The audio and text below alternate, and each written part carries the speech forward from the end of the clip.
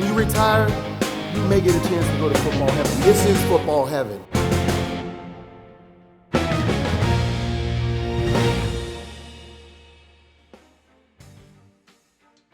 Hey guys, welcome to the Mission Podcast. I'm your host, Jameer Howerton, and as always, we have a cool show for you. It's week 5 in the NFL, and there is so much to unpack over the next 30 minutes or so. Well, joining us on the mission today, he is considered by many to be the premier offensive tackle during his 13 seasons of play, all with the Cincinnati Bengals. Check this out, guys. He even caught 7 passes and scored 4 touchdowns on tackle eligibility plays. Okay, please welcome to the mission, Offensive Lineman of the Year in 1981, 87, and 88. Mr. Anthony Muñoz is joining us right here on the mission. Anthony, welcome, sir.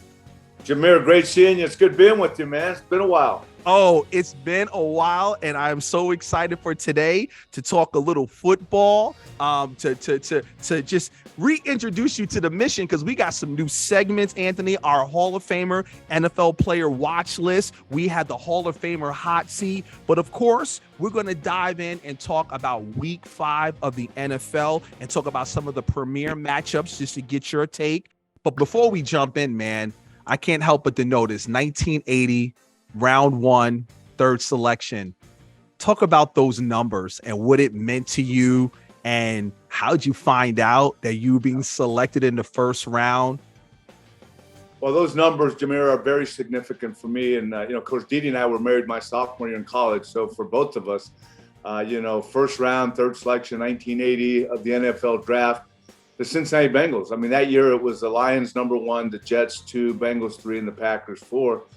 And all the experts have pretty much written me off. A lot of people just look at the body of work, with the Bengals, the Hall of Fame induction.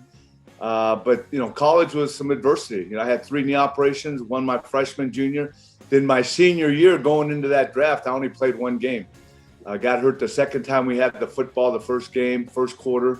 Had surgery, rehabbed, and I was determined to play in at least one Rose Bowl, because we'd been in 2 and I'd yet played 1. So 1980 was cool because I came back healthy, played the entire Rose Bowl game January of 1980 as we beat Ohio State in the final minutes of the game. And then again, after I played that 1 game, the only game my senior year, people said, "Hey, nice way to finish a college career.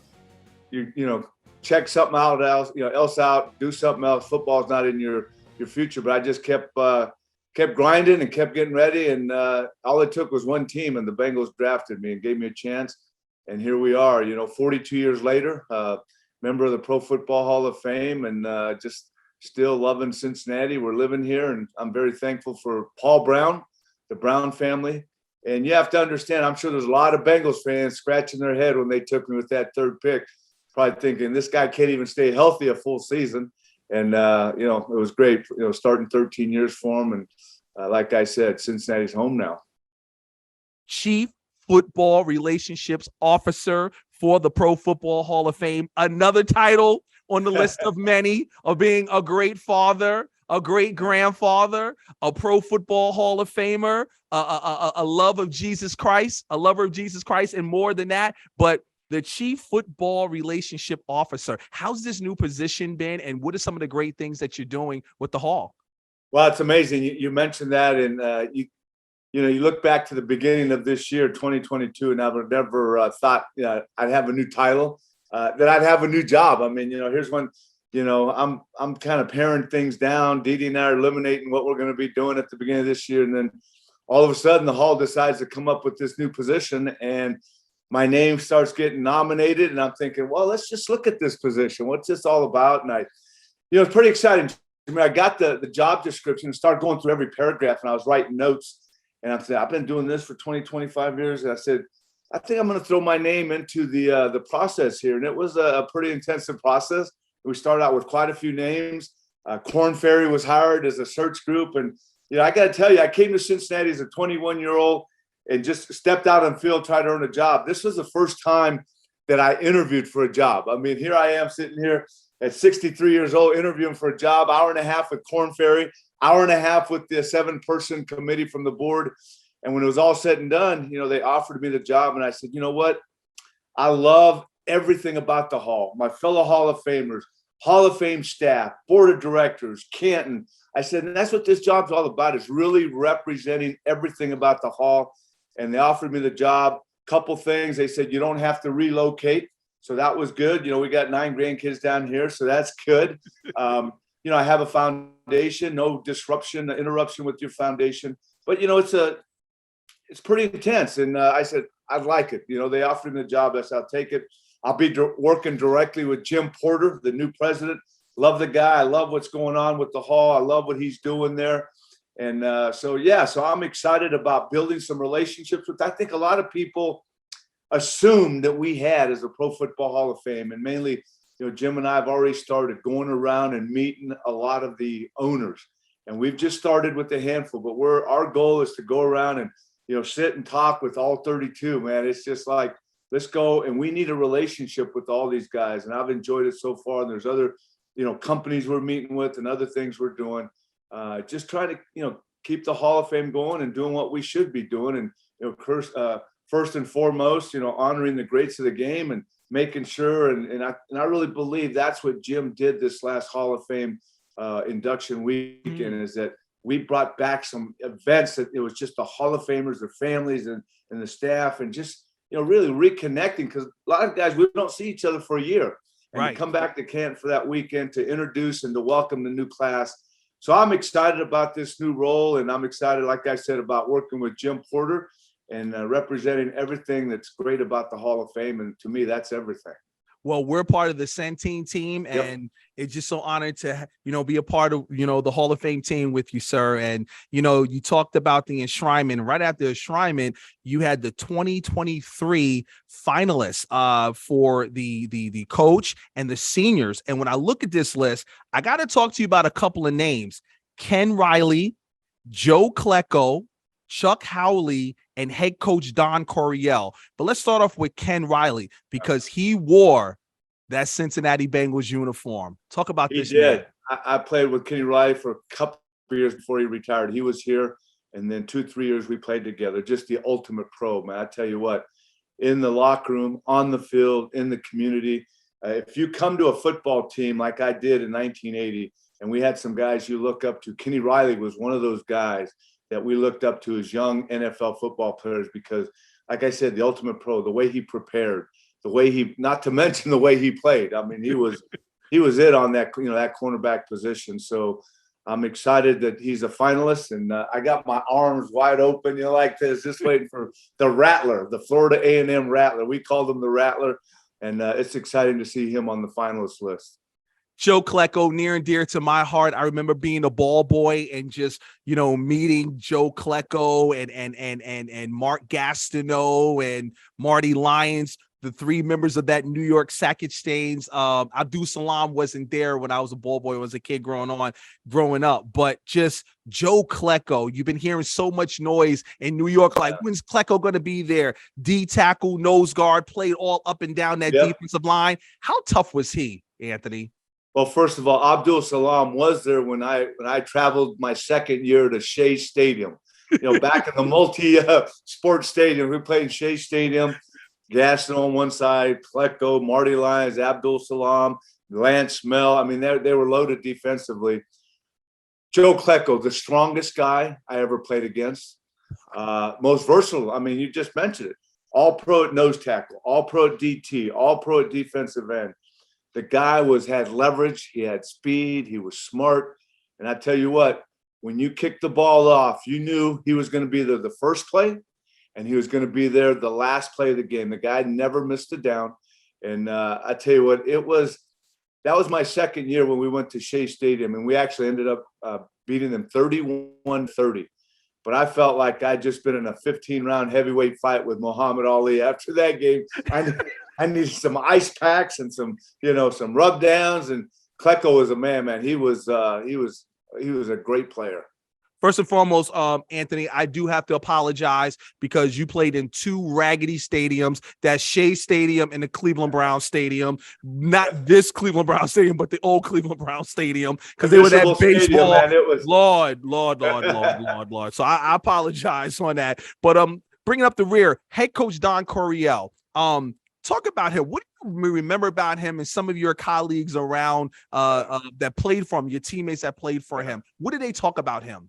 Well, let me just share some memories. Air Coryell, Dan Fouts at quarterback, Kellen Winslow at tight end, Wesley Walker, Charlie Joyner, Chuck Muncie. I mean, just go on and on. I mean, they threw that ball around. They ran the ball, and that's what I remember. We played we played them my rookie year out in San Diego. My second year, we played them out in San Diego, played them in the AFC Championship game. So I saw Air Coryell 3 times my first 2 years, and he was an amazing coach, man. I tell you what. And, it's also amazing. Not only did I have a chance to play against him, but we're having a chance here. We just inducting Isaac Curtis into the Bengals Ring of Honor this last week. And Isaac was actually a running back at Cal Berkeley. Isaac could have very easily been on the 4x100 Olympic team. He was that fast, but he transferred to San Diego State because he wanted to play wide receiver. And who was the head coach at San Diego State when Isaac transferred there? Don Coryell. And of course, I had the pleasure of playing with Isaac Curtis and the Cincinnati Bengals. So, I mean, I remember a lot about Don Coryell. I mean, it was pretty intense from what I hear from the guys, but his offense was just, let's throw it around, score a lot of points, and mix the run in there now and then. And you think of the Dallas Cowboy legend, the men that donned that star, linebacker Chuck Howley. What do you recall of him and just hearing those stories about Chuck?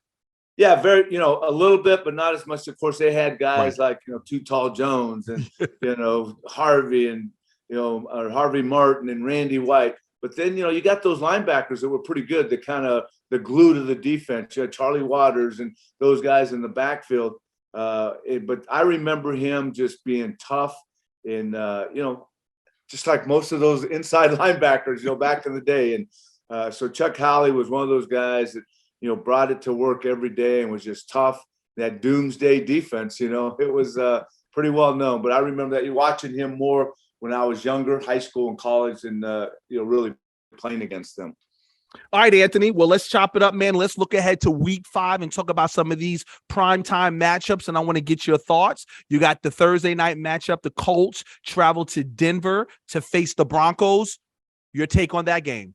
Well, of course, Colts head coach, one of my favorite guys, Frank Reich. I've known Frank since his early playing days in the NFL. We play some golf in the offseason. Indy's not that far from Cincy. So we usually get a couple guys and we do 2 or 3 rounds of golf before he's got to get to work. Of course, they have Matt Ryan, who was down in the Falcons. And, a couple of weeks ago, they beat the Chiefs. So they're capable of beating anybody. Of course, you have Russell Wilson now wearing that Bronco uniform. And so, it's an interesting matchup because, I think both teams are capable of winning, and beating good teams. So this be a great matchup. It's funny. I got to mention head coach of the Broncos, Nathaniel Hackett. I was a freshman at USC, and our offensive coordinator was Paul Hackett. And there used to be a little boy about 5-6 years old that used to run around our practice field with the soccer ball, and that was Nathaniel Hackett. So we go way back, and to see him as a head coach now is pretty cool. But so that game should be a pretty good game. Sunday night, your Bengals travel to Bmore to face the Ravens. Woohoo! It's always a rumble. It's always a rumble, man. They're gonna bring the jungle up to the Ravens. Well, and I'm sure one thing the Ravens will remember is last year. Joe B put a few yards on that defense last year. Lamar Jackson, and they're always tough defensively. They're always tough, and it's just another tough road game in that AFC North. Our Bengals. I can say that with Joe Burrow, our defense has been playing pretty well. Every level, D-line, linebackers in the secondary. So hopefully, with that defense the Ravens bring, that we can give Burrow enough time to find some. I think we had a little bit of talent at wide receiver. So with Chase and Higgins and Boyd and so let Joe run the football. So I think it's going to be another one of those great AFC North matchups, and it's going to be a physical game. I got to tell you, Anthony, as a Jet fan, I didn't text you because I just cried, but it was really good to see. I'm not going to lie. It was really good to see Joe start to clicking against that young backfield, that young Jets backfield, and kind of, get the ball going and get that first win, get that monkey off of his back. How important was that? That was very important, going on the road and for our offensive line to block some pretty good defensive linemen that the Jets have, because that had been a struggle the first couple of weeks. So to give Joe some good time to work as a unit, we got 4 new linemen up front, and none of them have worked together prior to this year. So, it's almost like, this will be, their 5th game, and it's like no preseason together. So they're hopefully starting to gel now. And but that was good to see them against the Jets and do a nice job and give Joe a chance to get that win in the MetLife Stadium. So, we'll see what happens. And lastly, Monday night, the Raiders travel to Kansas City to take on the Chiefs. That's one of those rivalry games. Back to the Madden days. The Matt Stork, and you had Bobby Bell and Buck Buchanan, and the Raiders with starting with the Mad Bomber, Daryl LaMonica, then the Snake Stabler and Cliff Branch and all. So that goes back a long time. And, I think that's a great matchup. You have, Patrick Mahomes and that pretty good offense. He has lost a pretty speedy receiver to the Dolphins, but I think they're still capable of putting some. Then you got Carr, leading the way for the Raiders. And you got, they got one of Canton's own, the head coach, McDaniels there. So I think it's going to be an excellent football game. I think it's going to be hard for the Raiders to beat Kansas City in Kansas City. But again, like those games, I talked about the old AFC Central, the AFC North. I think that AFC West is pretty physical too. And I expect this to be a physical game. Well, also week 5, not so much the Texans-Jags game, and no disrespect to them, but something that's near and dear to our heart. Your pup, the guy who they coined after you, Tony Boselli, gets his Hall of Fame ring of excellence. Talk about what is that going to mean for Tony to get that ring, Anthony? Well, I think special is the word, but you think about Tony. I mean, I've known Tony and his family for a long time, but you have someone that was the number 1 pick for a new franchise and the first Hall of Famer to go on. So, and, I'm sure he could be the mayor of Jacksonville, if he wanted to run. So it's got to be just an exciting time. Like I said, their first draft pick when the organization started, their first Hall of Famer. Now he gets the Ring of Excellence. And so looking forward to being down there to just seeing the family smile from ear to ear. And, if you remember, I had a chance to do the knock. That's right. So it's a total completion for you. You knock on the door, you welcome in. Now you're going to give him his ring of excellence. That's right. The final, you got the bust and the jacket. Now he's getting the ring. So I had a chance to experience his family's excitement and just the thrill for him when we did the knock. And you're right. This is just really full, kind of fulfilling and just ending up and giving him the ring. So I'm excited about being down there. All right, Anthony, this is our new segment, Hall of Famer NFL Player Watch List. This is brought to you by the Pro Football Hall of Fame. Visit ProFootballHOF.com to book your tickets to come visit the most inspiring place on earth right here in Canton, Ohio. Who are some of the players that you are keying in on during this NFL season? As you know, here at the Hall of Fame, we have the Pro Football Today Gallery, and that celebrates the excellence of the young men and women that are in today's game, be it players/coaches. Our stanchion is to honor the heroes of the game, but there's some young heroes that are going to be walking this golden path to Canton someday. But who are the guys that Anthony Muñoz is watching? Well, there's a young man that was over with used to be the Redskins, now the Commanders, who the 49ers were able to pick up. Trent Williams. I tell you, he might be 30, close to 40, and he's still playing at the highest level. So I really believe, he'll be wearing a big gold jacket when his time comes. I'm not a betting man, but I might bet that he'd be one of the guys.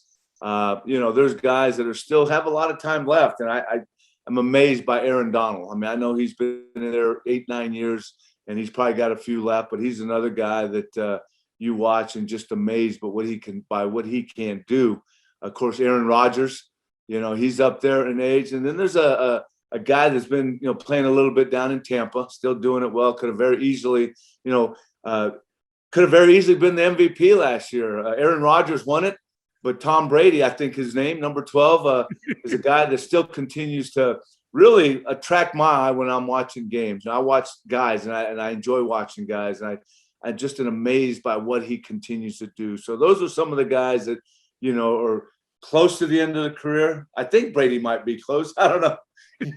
He might. We think about the guys that come in the hall, and there's a lot of thing made about, first time ballot. And here's a guy that probably going to be 50 years old when he gets in as a first time ballot guy. And I'm thinking, that's crazy to think about that. But those are some of the guys I still continue to watch. And he's going to be 50 years old and still look good, man. He'll be out there on that field at the hall throwing passes to kids, and he'll be zipping them in there. He'll be spinning them like when he was 25, 30 years old. Well, there it is, everybody. Anthony Muñoz's NFL player watch list. Anthony, just want to change gears a bit. You spoke about it early on, and I really want to tap into this because these are these life treasured lessons learned that you're able to impart with students of all ages and boys and girls of all cultures, and that's through the Anthony Muñoz Foundation. What's new? What do you have going on? And how can people get involved with all of your initiatives? Well, I appreciate you asking, Jameer. I know you've come down and emceed my youth leadership seminar, one of my 8 programs that we have with the foundation. This is year 21, and we continue to build a team to impact youth in the tri-state area. Our mission is to engage the tri-state area to impact youth mentally, physically, and spiritually with our 8 programs.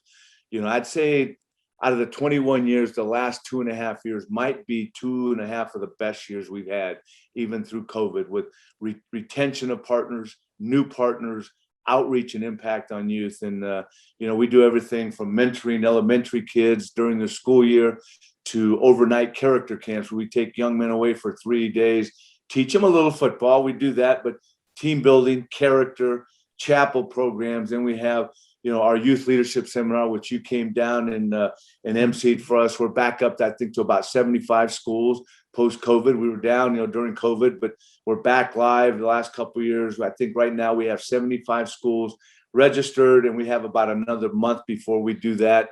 So that's a great thing. We bring in motivational leadership speakers that talk to our kids, breakout sessions, and we've really tapped into a great facility here dealing with mental health. We have 2 or 3 speakers that come in, and as we know, that's something that is very crucial these days with our young people.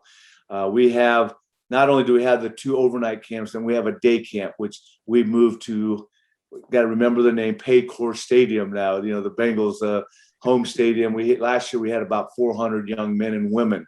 That's a day camp, 2 days, 3 hours a day, and we have about 25%. The same kind of thing we do with the overnight camp. We teach them character, team building, a little bit of football.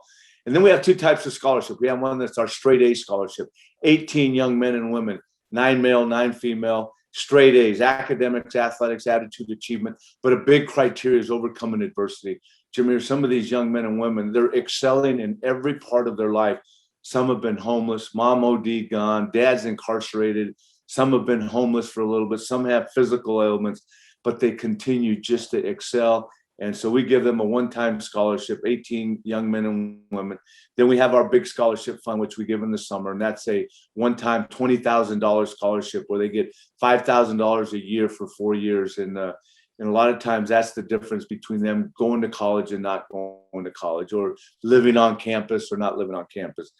This is our 21st year. I think we've assisted over 100 young men and women, well over $2 million in just the scholarship fund.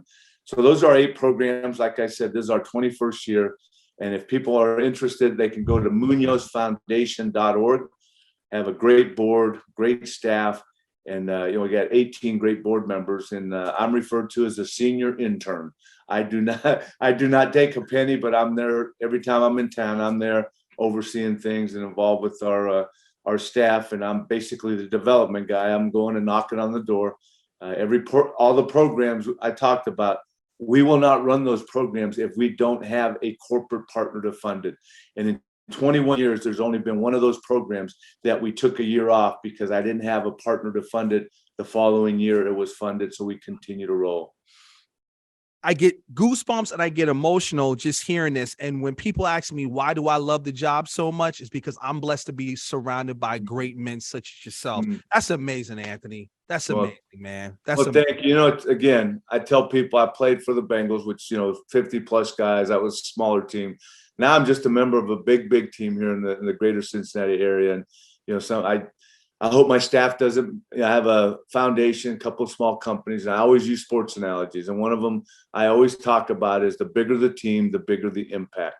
So we have our program. So let's collaborate with other groups, because why reinvent the wheel? If they're doing something, let's just come alongside and build a bigger team, and we get to impact a lot more youth. So I'm just really blessed and thankful to be part of what we're doing here.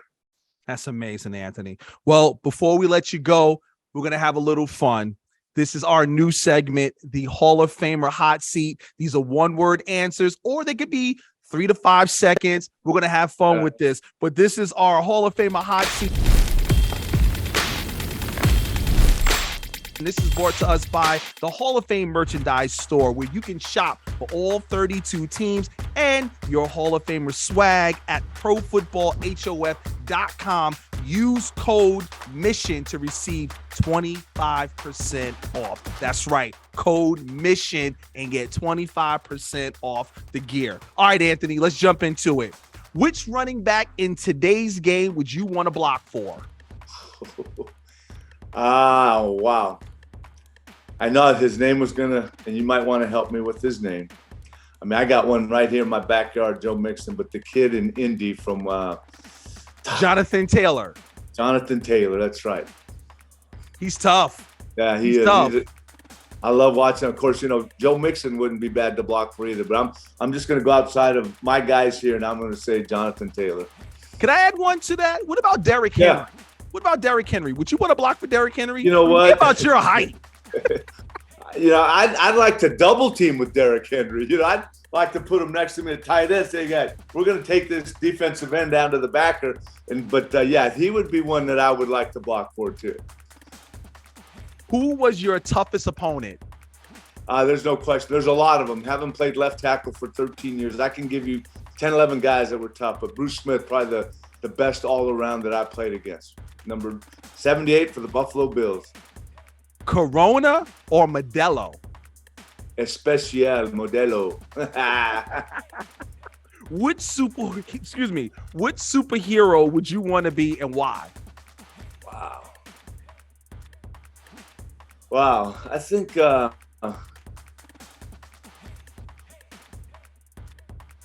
I'd like to be Superman, because I like those glasses and the suit, because I like getting dressed up, but then I like getting the suit on and getting after it, kind of like what I did as a football player.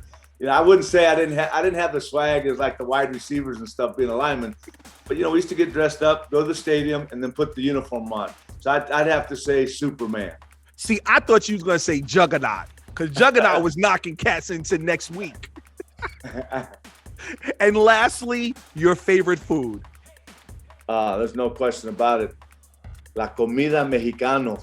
Mexican food, man. I can eat Mexican food, and I grew up on it. My mom's flour tortillas, but Didi, my wife, makes some mean chicken enchiladas, man. She is a great cook. But I have to say Mexican food.